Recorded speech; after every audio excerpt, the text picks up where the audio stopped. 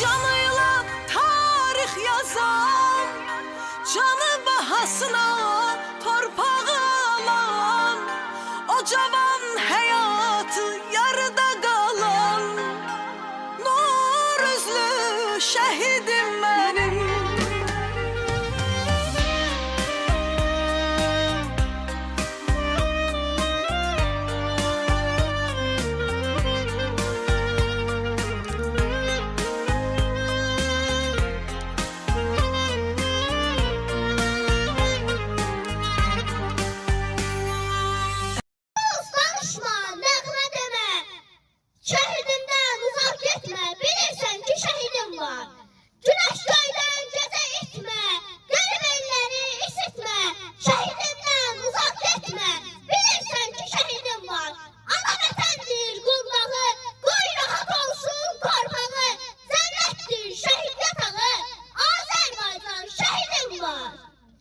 Torpağa, orada şehit nefesi var.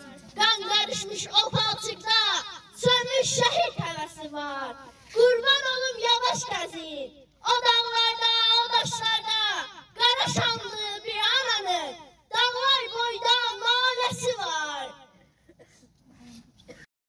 Geldi Türk çağı, Şuşadan başlayır bu çağ, bu zaman. Qara örpəyini açır başından, bu şəhərdan yeri dan alatığı. Belini dikəldir Xudafərin də, Zəngilan göz vurur qafana sarı. Araz da durulur lilli yerindən, gülür Təbrizin də boz buludları. 44 gün zamana meydan oxudu, 6 həftə çəkdi yağı dirənci. Biz şəhid qanıyla zəfər toxuduq, hər ilməsi büllur bədizi inci. Qış günündə üzdə çiçək astıran, gecəmizə gün işığı saçdıran, yağılları el-obadan qaçdıran bu zəfərin mübarək ey vətən. Saman geniş, hey uçduqca uçasan, torpağına ana kimi qucaqsan, qələbənlə qaflağında uçasan. Bu zəfərin mübarək ey vətən. İgidlər öz qanıyla yazdı zəfər dastanı. 30 il gözləmişdik bu tarixi, bu anı. Dəmir yumruq düşmənə öz yerini göstərdi. 44 günlük döyüşlər tarixi bir zəfərdir. Analar ağlamasın, şəhidlər ölməzdilər. Düşmənlər öz xoşuyla yurdumdan getməzdilər. 44 günə min ilin tarixini yazmışıq. Qarabağ Azərbaycandır, biz zəfər qazanmışıq.